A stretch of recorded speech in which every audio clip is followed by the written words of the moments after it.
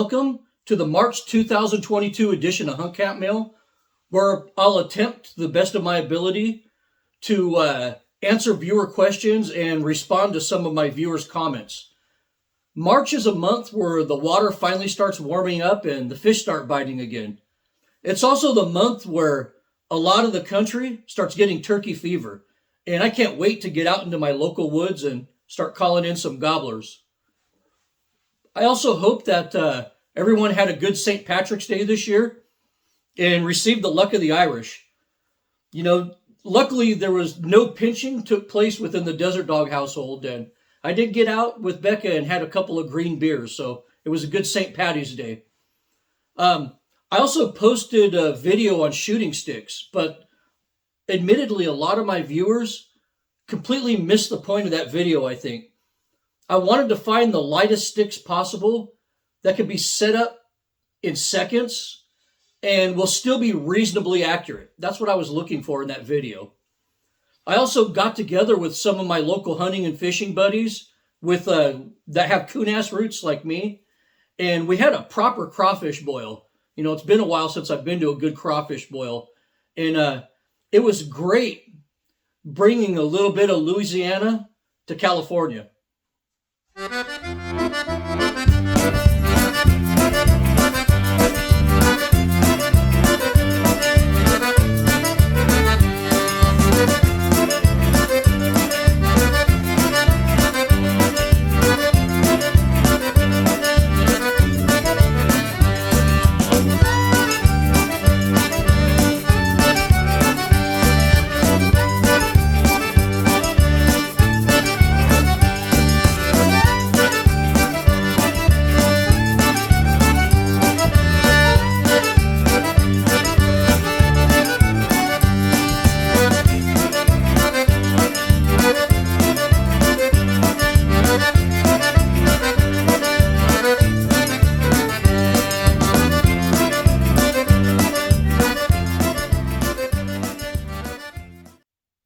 Unfortunately, over the course of the last couple months, I also acquired another stalker. And I mean a real certified stalker this time, not just kind of a socially awkward guy. This was a legitimate stalker this time, and I had to cut him off from all my media, and he kept finding a way to get through to me. And he even found my home address and insisted multiple times that he was going to come over my house. And let's just say I had to convince him that doing so was bad for his health. But be careful on social media these days. There's a lot of crazy people out there. And lastly, I want to give my love to the people of Ukraine. 80 years ago, the world said it would never allow another psycho like Hitler to start another world war. And here we are with Putin today. It really pains my heart to see those images of civilians and even children deliberately targeted by Russian troops. It's just absolutely horrible and heart-wrenching. The Ukrainian people, though, are proving themselves to be some of the most badass people on the planet. And I'm serious about that. And I almost feel just as sorry for the Russian people, you know, who are about to find out what it was like living behind an iron curtain. To my viewers out there in Russia, I'd get out now while you still can. So before I start rambling uncontrollably about other things, let's get to March's mail. And our first question is from Chris from Florida. Chris asked, I don't reload, so I am forced to use the PEP, power expanding point, in my 25-06. What exactly is this bullet? I've never been able to find a definition. I also watched your video on the 6.8 Western. Apparently, the Defense Department has been swayed by the hype of these new calibers. Didn't they choose the 6.8 Western as the new caliber? Well, Chris, I'll answer your first question first. The PEP stands for Positive Expanding Point. It's an earlier bullet design made by Winchester, specifically just for the 25-06. I think that's the only thing it's ever been loaded for, and it's never been sold commercially. It's basically made to perform similar to the Nosler ballistic tip bullet, so expect ballistic tip performance from that. On the 6.8 Western question, no, the military isn't going to use the 6.8 Western, but they are transitioning to a 6.8 millimeter cartridge. Likely, the new cartridge will be the 6.8 by 51, but they did this for two reasons. Number one, they need a round that's heavy and fast enough to defeat modern battlefield body armor. And number two, they want to eliminate the need to have both the 7.62 and the 5.56 cartridges. And the new 6.8 millimeter round will fill the roles of both of those cartridges and greatly simplify logistics. And our next question is from Nicholas from Ohio. Nicholas asked, my question is about the 187 sporting clays. The barrel says 2 3/4 inch light contour target. I've read the owner's manual and contacted Remington without a definitive answer. Can I shoot full-powered loads out of this firearm? Are the gas ports bigger to allow more gas to reliably cycle the action? Or is the chamber not able to handle the pressure from full-power loads? Your theory about the gas ports being larger is 100% correct. Those sporting clay models were deliberately made with extra large gas ports to reliably cycle those light clay loads, because that's what the gun was made for. Those 1187 SCs were made to cycle 7/8 and 1 ounce loads, although I think probably a mild 1 1/8 ounce load should be fine in that gun. But I'd never shoot a 1 3/8 or 1.5 ounce pheasant load through that shotgun. Those loads will just hammer that gun and wear it out pretty fast, I think. The only hunting I would do with that gun is probably dove, because the loads are milder. If you want to go beyond that, just get another shotgun and save that range gun for the range.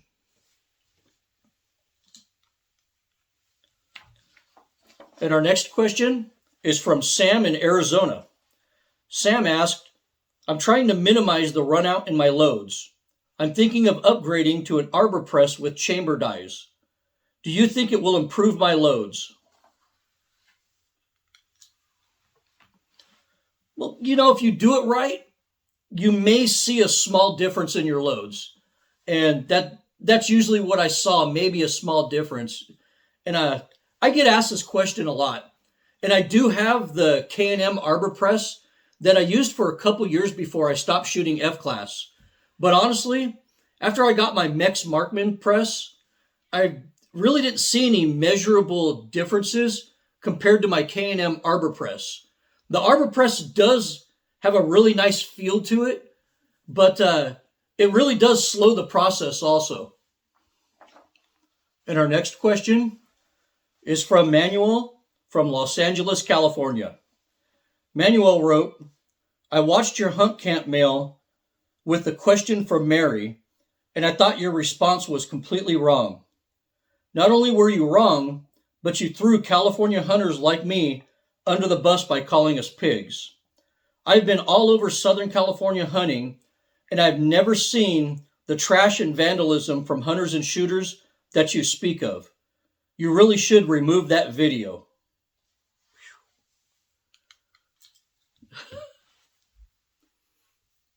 So, you claim that you hunt around Los Angeles and you've never seen litter or vandalism left behind by hunters and shooters.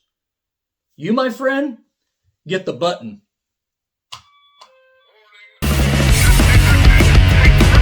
Bullshit! Bullshit! Bullshit! California has a culture of disrespect for everything. At best, it's ignored so it doesn't get politically insensitive. And at worst, it's used by leftists to close down access to public land. You're blind if you don't see it. Here's some video that I shot on a local piece of BLM land when I was filming my shooting stick video. I instantly thought of you when I went out to that piece of BLM land, and here's some footage of that. Look how responsible the Second Amendment community is in California. Look at this. This beautiful BLM land out here that you're allowed to shoot on. And look what they do. They even set up a target on the BLM sign. You know, it's basically telling you, yeah, you could shoot here, just please clean up after yourself. No glass, be safe. And look what fucking people did. Look at this crap.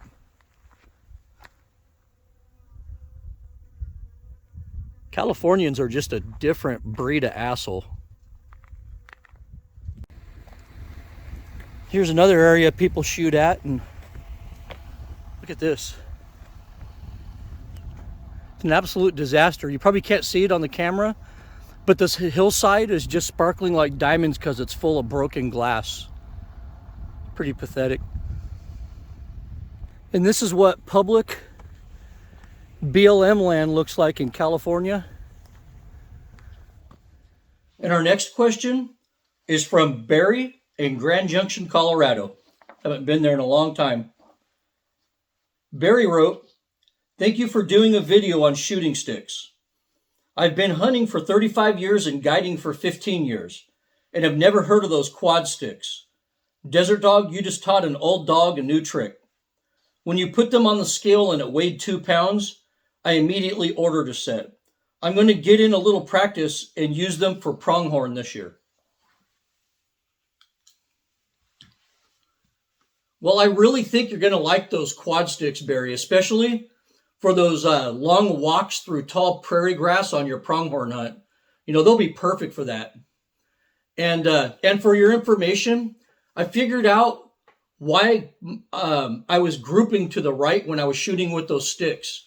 It's because I wasn't spreading the front legs far enough. I wasn't spreading the legs far enough apart, and that front rest was canting on me while I was sliding the rifle around the track with it. So if you watch 9 minutes and 30 seconds into that video, you'll see the issue I was having clearly. But that's why it's great to record yourself shooting and practicing so you can self-evaluate and correct your own mistakes.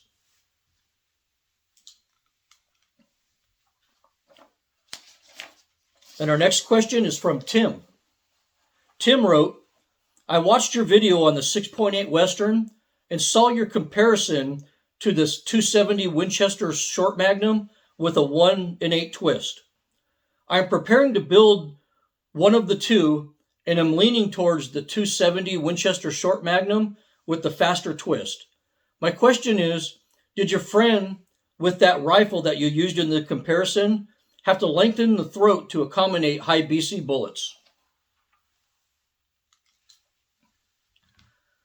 Well, to go to the first part of your question here, the Western is probably going to be easier for you because you could just do a SAMI spec chamber and be done with it. But if you go the custom barrel route, you can have it reamed for any load you want. It's very common to send a dummy round to your gunsmith and have the throat cut to your exact specs. When you make a dummy round for this purpose, though, make sure that you make it very carefully.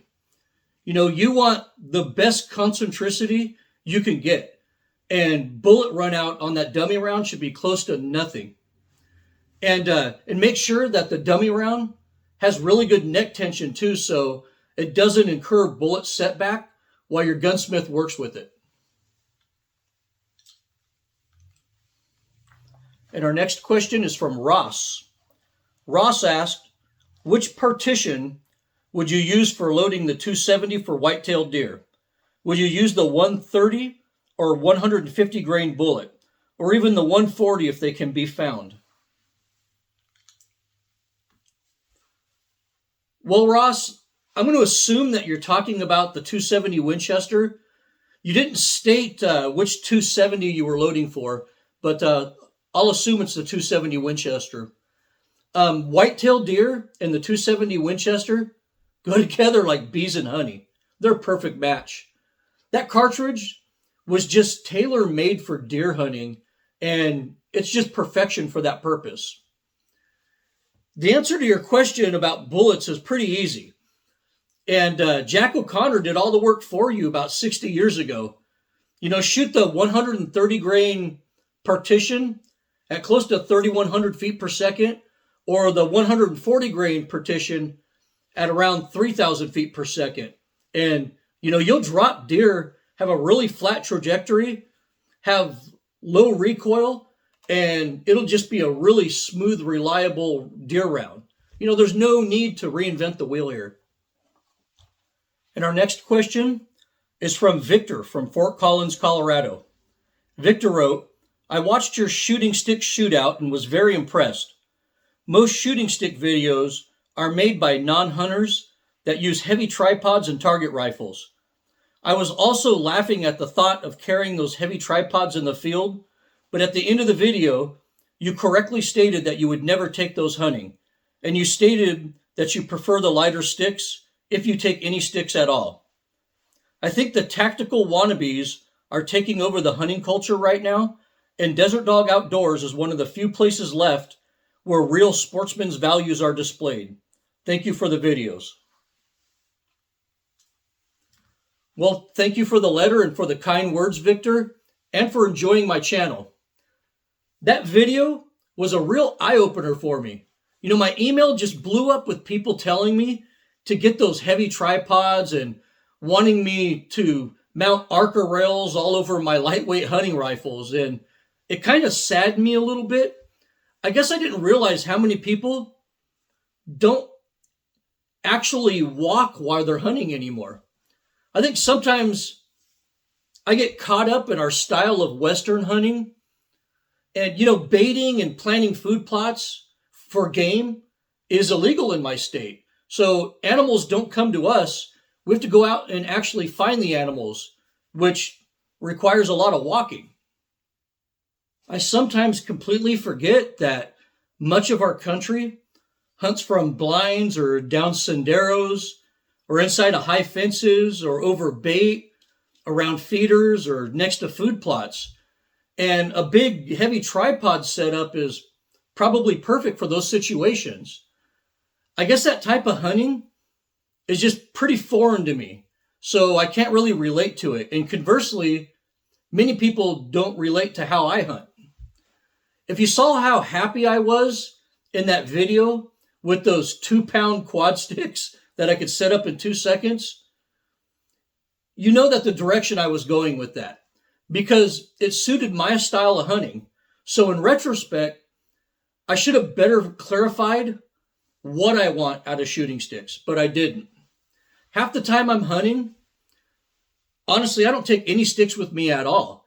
If the terrain is really harsh, you know, I want my hands free.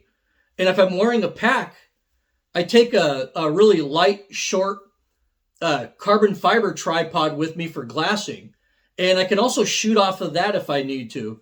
You know, I'll show you my glassing setups in another video, but I don't consider something that I have to take out of my pack and set up on the ground to be shooting sticks. So I didn't include those in that video. And our next question is from Joe from Tennessee. Joe wrote, this is in regards to cartridges for growing kids. I was thinking of bridging the gap between the 243 and the 270 with either the 25-06 or a 6.5 Creedmoor. Which of these would you get? Honestly, I'd go with the 25-06 over the 6.5 Creedmoor because I think it's a superior cartridge within that performance envelope. The 25-06 will shoot flatter and deliver more energy than the Creedmoor will within 300 yards with about the same recoil. But if you only shoot factory ammunition, the Creedmoor is the king of factory rifle and ammo availability. Also, the 25-06 needs a barrel a couple inches longer than the Creedmoor in order to get an efficient powder burn. So shooting the 25-06 usually means carrying a rifle that's a little bit longer. So the real decision here is between the performance of the 25-06 versus the availability and compactness of the Creedmoor. And our next question is from Craig from Pennsylvania. Craig wrote, I've been listening to your YouTube videos for some time, and I've gained a lot of knowledge from them. Here's my question. I'm tempted to give in and buy some primers online for the highly inflated cost that they charge. My fear is that with the crisis in Ukraine, things may never get back to normal, and I better get what I can while I can. What do you think? Well, I don't think Ukraine is the cause of this at all.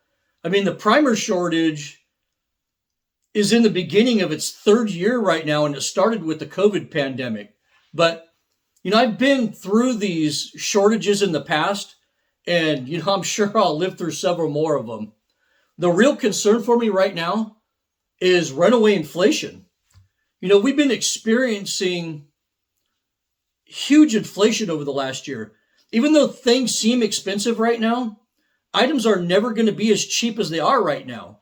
And you need to readjust your outlook on life to reflect that fact. Don't hold off on purchases right now in the hopes that it'll be cheaper in a few months, because it won't. Right now, you need to buy primers as a hedge against inflation.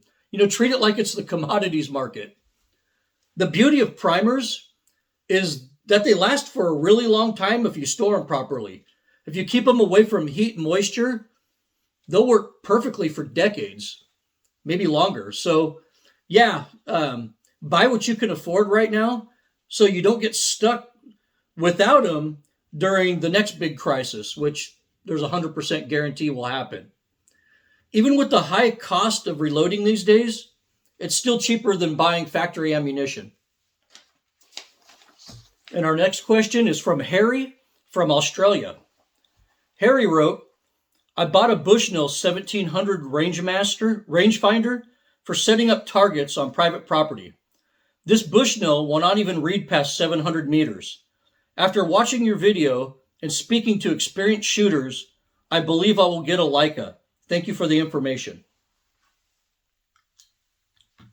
Well, the Leica will definitely be a huge upgrade over the Bushnell that you're currently using, but you need to understand an issue that all rangefinders have. All rangefinders are rated for readings on a highly reflective target at the perfect angle and perfect atmospheric conditions. When you go out hunting or target shooting and point at an object that's not very reflective, you'll be lucky to get half the advertised distance sometimes. Animals are about as non-reflective as it gets, and you'll get way shorter than advertised distances on things like deer. A good rule of thumb is to consider any rangefinder good for about half to 2/3 of the rated distance when you're using it on animals in real field conditions. I find that trees are often more reflective than animals. So if an animal is standing next to a tree, I'll often range the tree right next to him and get a really accurate reading. So if you're expecting the advertised performance rating from any rangefinder, every rangefinder out there is going to disappoint you. None of them range at the distance they claim in real-world hunting conditions. And our next question is from Ned in the UK. Ned wrote, I'm interested in buying a second-hand Benelli Super Black Eagle II. The price is very inexpensive because the gun has stovepipe issues. What is a stovepipe issue, and how would the issue be repaired? A stovepipe is a firearm malfunction where the empty case or shell doesn't eject and is trapped between the bolt and the chamber. And it's usually held by the case head pointing out of the chamber at a 90-degree angle. This is actually a common malfunction with semi-auto shotguns. A lot of people don't realize that. Just like you can get stovepipes with a semi-auto pistol if you limp wrist it when you shoot it, you can also get stovepipes with a semi-auto shotgun if you're not holding it firmly into your shoulder. So make sure you're holding it right. And this is more common than you think, especially on inertia guns like your Benelli. Also, sometimes guns don't like certain types of ammunition, and some ammunition is just too weak to fully cycle the bolt on a semi-auto. But there's as many mechanical and maintenance related causes too, and I'll go over some of those. First, I check the ejector and extractor to make sure they're functioning properly, or that they're there. They might not be there. If the ejector and extractor looks fine, then the issue is that the bolt's not going all the way back. This could be caused by a dirty, gummed up gun, and components. So a deep cleaning might be all that's needed to fix it. And by that, I mean removing the stock and cleaning everything. Recoil tubes get gummed up and can easily prevent a bolt from cycling properly. Also, clogged gas ports in the barrel are also a common cause of cycling issues. Another main culprit is Benelli's spring.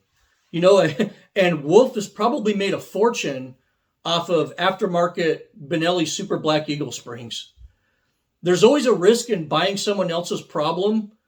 And, it doesn't really sound like you know a great deal about gun repair. So it might be best for you to pass on that deal if you're not willing to incur the time and costs of fixing it. And our next question is from Juan from Uruguay. And this is my first letter I've ever received from Uruguay. Juan wrote, "The reason I'm writing you is because in my country, the variety of bullets available is really scarce. We have to conform ourselves with what we can get here. Premium hunting bullets are rarely available. Reloading is not even an option due to government regulations. For that reason, I'm asking for your help. Could you tell us from the following which ones might be the best for 30-06 to hunt wild pigs?" Then he listed the Winchester Super X PowerPoint, the Remington Core Lock, the Federal Power Shock Blue Box, Lead Point Copper Jacketed, the S&B SPCE bullet, and the Norma Plastic Point, which I've never used. With the bullets you listed there, Juan, I definitely wouldn't consider any of those as really being a premium hunting bullet. The PowerPoints, Core Locks, and Power Shocks are old cup and core designs, so I wouldn't consider those to be a great bullet for wild hogs, but you could get them to work. I mean, they work fabulous for deer, but shooting through the shoulders on hogs or taking quartering shots can be iffy with those bullets. Admittedly, I've never tried the SPCE bullets or the plastic point bullets, but I know those are also simple cup and core bullets. Although the SPCE is supposed to retain more weight and penetrate a little bit better, but I can't confirm that because I've never used them. But my advice to you is to use whatever of those bullets shoots the best out of your gun, and then try to pick the heavier 180 grain bullets versus the 150s or the 165s. With those cup and core bullets, weight will make up for some of the poor bullet construction to an extent. Also, avoid quartering shots with those bullets as much as possible. And that's what I would do if I was in your situation. I would pick the heavier bullets, and I'd pick the one that shot the best in my rifle. And then after that, I would completely avoid quartering shots. And our next question is from Maddie. Maddie wrote, "I shoot a Remington BDL in 7mm 08. I just changed bullets from Sierra 160 grain to Hornady 162 grain. Can I use the same powder and charge?" Well, you can definitely use the same powder because it's performing well in that bullet class, but do not use the same charge weight. When you switch bullet types, you need to start your load development completely over again. Different bullets have different ogives, different bearing surfaces, and different compositions. If you switch bullets, even if they're the exact same weight, you need to work up velocity and accuracy nodes for that new bullet. I mean, that's reloading 101, man.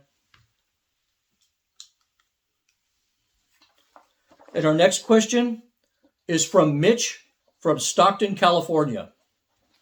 Mitch wrote, I watched your dove hunting video from the late season. Sorry to say this, man, but anybody I see calling doves is a fake hunter. I guess I'm a fake hunter. Doves aren't ducks, and anyone calling them looks like a complete dumbass. You have to decoy doves. They don't care about sounds. I just can't watch any more of your videos because you lost credibility. Well, Mitch, you seemed like the type of person who maybe runs their mouth a lot without ever verifying what comes out of it. But it's okay. I'll be patient with you. And rather than tell you how I feel or what I think, I'll run outside into my backyard and see what happens when I start calling doves.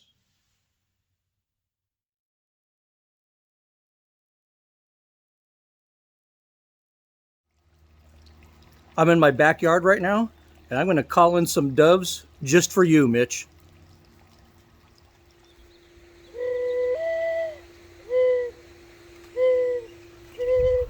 See that? Flew right by me.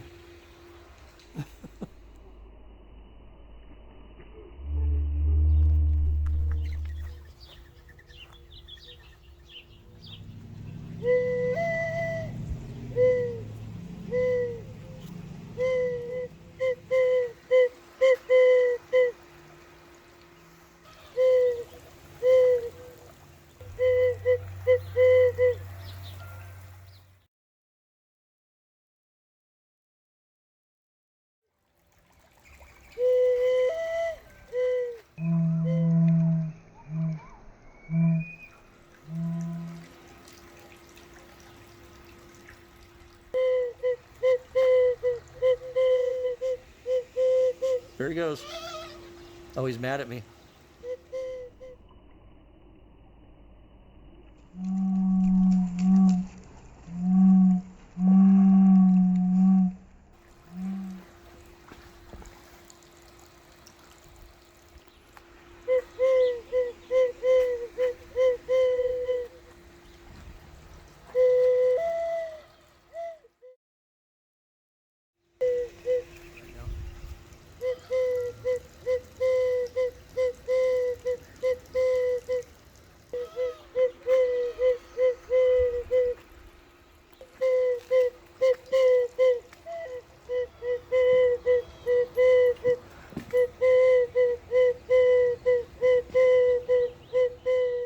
As you just saw in that video, there was no doves in my backyard at all. I then started calling doves, both mourning doves and Eurasian collared doves, and both species showed up. You could say it was coincidence, but several of those doves buzzed right by my face. How do you explain that? Now, what you just saw happen in my backyard with nothing but a call in one hand and a cell phone in the other hand is something I've learned from my extensive experience with doves. For the September dove opener, there is no reason to call doves.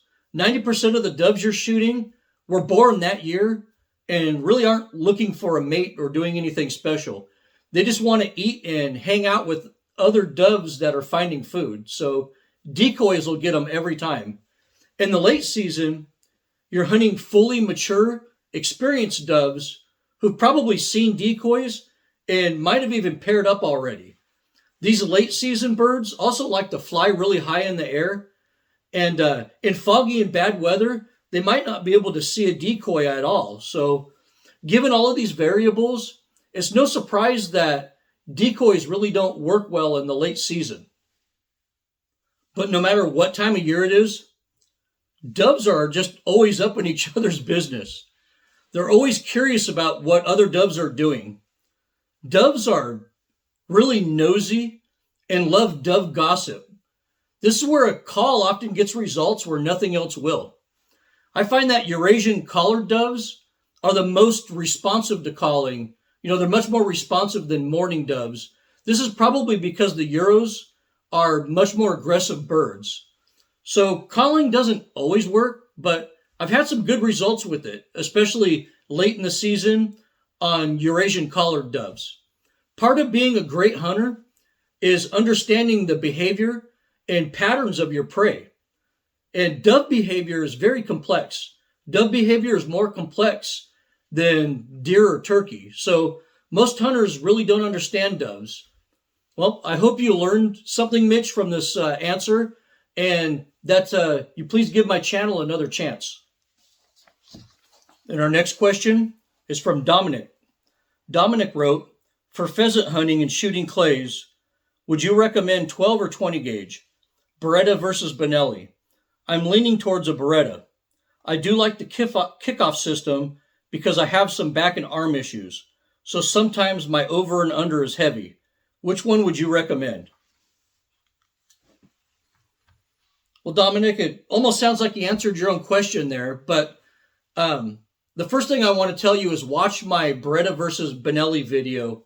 And secondly, any shotgun that's good for hunting pheasant will also be decent for shooting clays, as long as you stay away from semi-autos with a 3.5-inch chamber.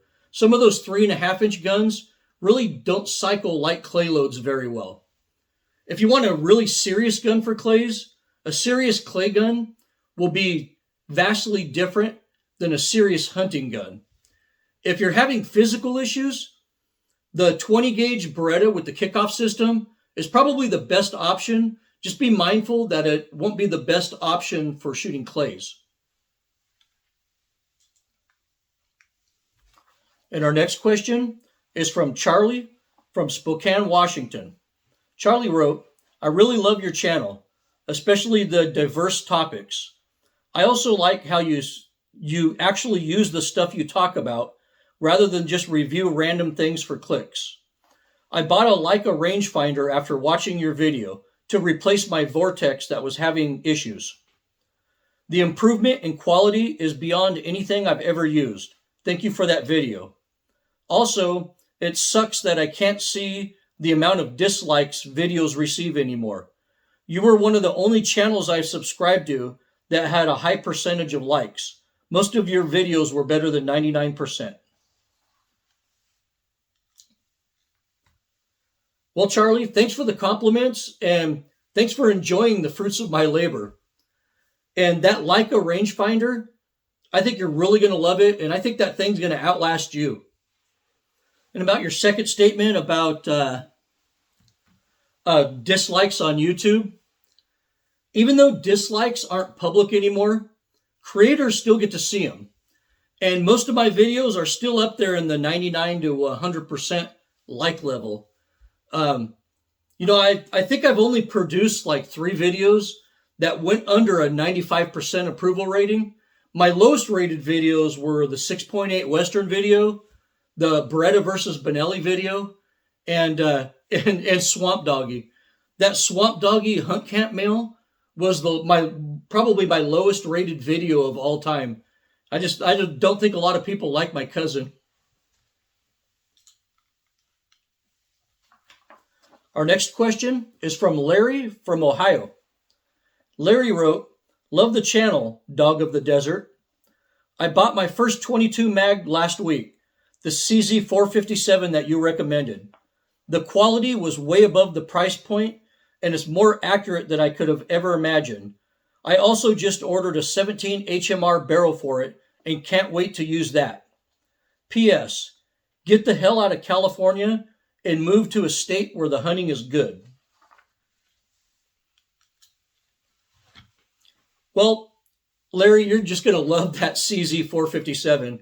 It is definitely my favorite, even though it's not my most expensive rimfire bolt-action rifle, it is my favorite. And it's such a smooth transition between barrels and calibers, too. You're really going to love that. But on to your last comment there. If you were to say that California sucks because of the people in politics, I'd be the first to tell you how correct you are, because it's the truth. But you're wrong about the hunting not being good here. Actually, when I retire and leave this state, I'm going to miss the hunting and fishing in California a lot. We have 2 deer species here, which are abundant, and lots of over-the-counter tag opportunities for them. We have a lot of big black bears with over-the-counter tags. We have 3 species of elk. We have pronghorn antelope, bighorn sheep, and we have lots of wild pigs with great genetics that can be hunted year-round in unlimited numbers. We also have the best population of quail in the country, and 3 really healthy populations of species of those. And we have at least 5 species of dove, and the state's just loaded with mourning doves, which are allowed to hunt for 2 different seasons that comprise 8 weeks a year. And we have lots of Euro doves, which can be hunted all year in unlimited numbers. And don't forget about our grouse hunting. And we have a hunting season for America's largest population of band-tailed pigeons. We also have turkeys everywhere, and 3 species of those in the wild that we get to hunt in 2 different seasons. Coyotes are everywhere, and small game like rabbits and squirrels are numerous. And California is right in the prime location for the Pacific Flyway. So waterfowl hunting is just beyond fantastic here. But the real huge upside to hunting in California is that California has 40 million acres of public land. That's 40 million acres of public land to hunt on. To put that in perspective, Texas only has 1.5 million acres of public land to hunt on. Where you live in Ohio, they only have 600,000 acres of public land to hunt on. You have 600,000 acres. I have 40 million acres to hunt on and call my own. And the variety of fishing opportunities in the state is just unreal, from saltwater to freshwater. So from a hunting and fishing perspective, California is just hard to beat. But from an everything else perspective, it's a horrible place.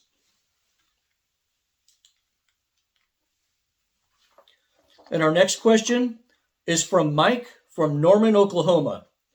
Mike wrote, "You often speak of the differences between competition shooting and hunting, and how the lines between the two are becoming less obvious.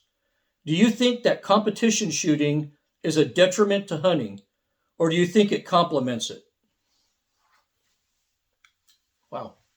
That's a very deep question, Mike. From my perspective, it's been both a detriment and a complement.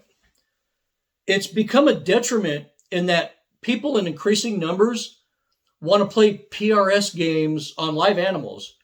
They want to take really long shots and don't really want to walk or stalk their prey anymore. People can no longer differentiate between playing games and taking lives. It's been a detriment because it's degrading the concept of fair chase. It's also become a detriment because people just want to shoot animals with their accurate little cup and core bullets that they shoot targets with. So personal ego, concerned with taking the longest possible shot, overrides an animal's well-being. And many people just don't know when the game stops and the hunting starts. On the other end of the spectrum, competition shooting has spurred many innovations in hunting over the last 20 years. Guys in the 90s were running around talking about pie plate accuracy and 12-inch vital areas on animals, and in retrospect, thinking that it was okay to shoot an animal in some invisible 12-inch circle was pretty unethical. Competition shooting drove the hunting market towards higher accuracy expectations, and by the time 2010 rolled around, many rifle manufacturers were guaranteeing MOA accuracy from their factory rifles. And because of precision shooting, ammunition also made a huge leap in precision. The stuff we called precise in the 1980s would be considered junk ammo today. It seems like every time I work on someone else's rifle and I test it with factory ammunition, I'm just more and more impressed with the stuff. And they're really getting the ESs down finally. And competition shooters really push the envelope with reloading, particularly the F-class shooters. I remember when F-class guys started using expander mandrels, and every hunter, tactical shooter, and bench rest shooter made fun of them. But guess what? Now we all use them. F-class is like the Formula One racing of the firearm world. And like Formula One, most of our loading innovations came from the F-class shooting world. So in my opinion, competition shooting has been both positive and negative for hunting in general. It's been positive for us because of innovations in expectations of accuracy and precision, but it's been a detriment to us because we're losing sight of things like fair chase and premium bullet construction. And our next question is from Brandon from Texas. Let's go, Brandon. Brandon asked, what is your preferred 30-06 barrel length for hunting? I don't plan to break or put a silencer on this one. I want to keep it simple. Well, you asked the right guy because I've done extensive load development with 30-06 with many different barrel lengths over the years. What I found is that a barrel under 20 inches is just too short to get a full powder burn and take advantage of the velocity that the 30-06 offers. I'd only run a 20-inch barrel if a suppressor was part of the build plan. I also found that anything over 24 inches is almost a complete waste. In my testing, a 26-inch barrel was only giving me about 35 feet per second over a 24-inch barrel. Most loading manual velocities are achieved with a 24-inch barrel in 30-06. So I consider that to be the maximum barrel length for a 30-06 hunting rifle. Most hunters, including myself, consider a 22 to 23-inch barrel as being the perfect length for the 30-06 for a hunting rifle build.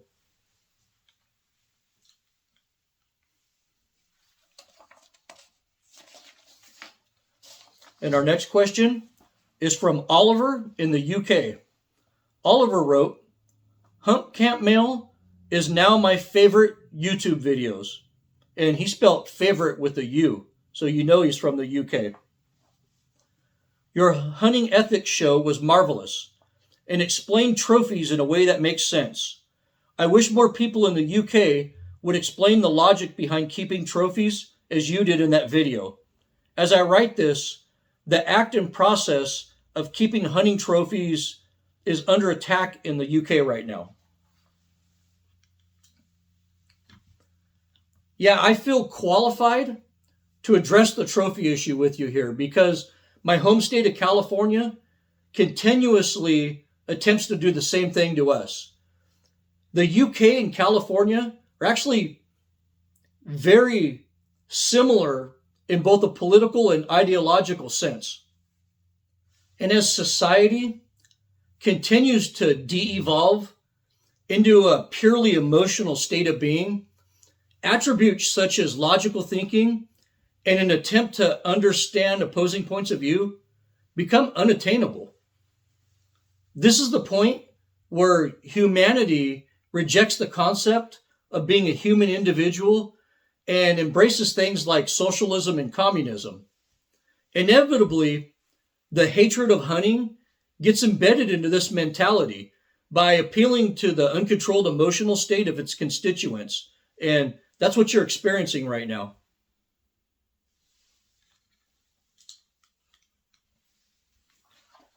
And our last question is from Todd from Georgia. Todd wrote, I am loving your channel and the ethical angle on hunting and fishing. I don't know if it was your intention, but it seems like you put a spiritual or almost religious significance on hunting and fishing. Do you believe that the experience goes beyond the physical realm? Another really deep question. Uh, I believe that hunting and fishing provides a profound experience that goes beyond just shooting guns or casting lines or eating meat.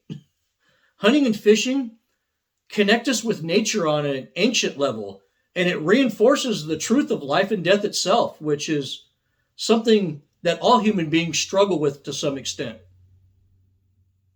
But having said that, I don't believe that hunting and fishing are some kind of Zen or religious experiences. And I don't think expert hunters and anglers are some sort of gurus or prophets.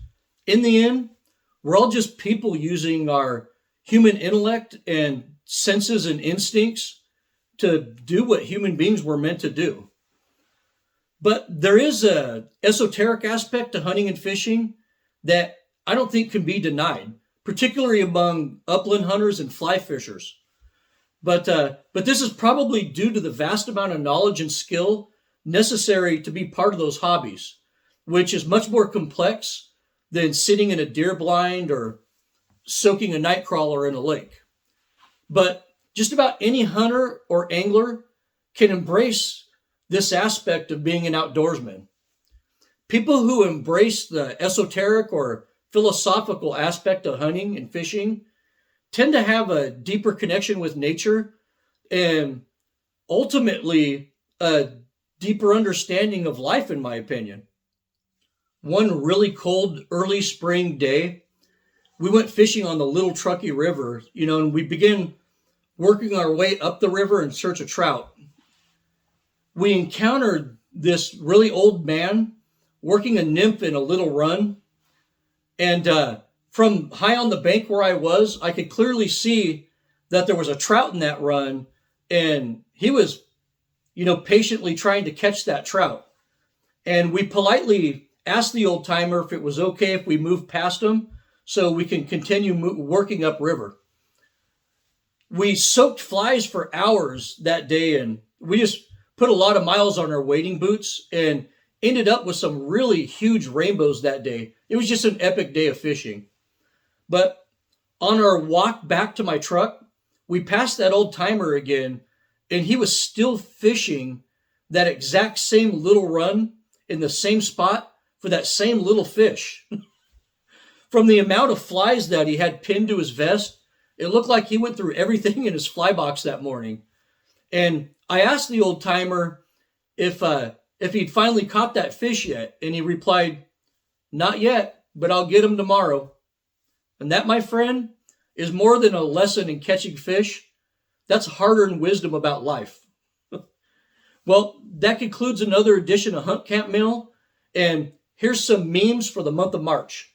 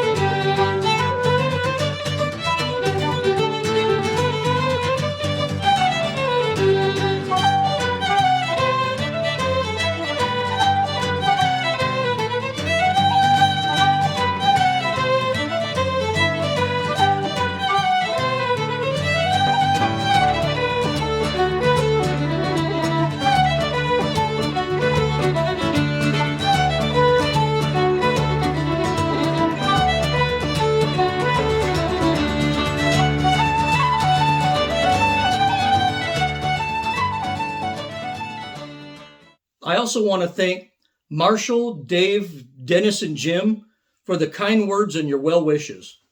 I have some great videos planned for next month where I'll take you along with me to some beautiful places. So be sure to subscribe and get notified of those upcoming videos.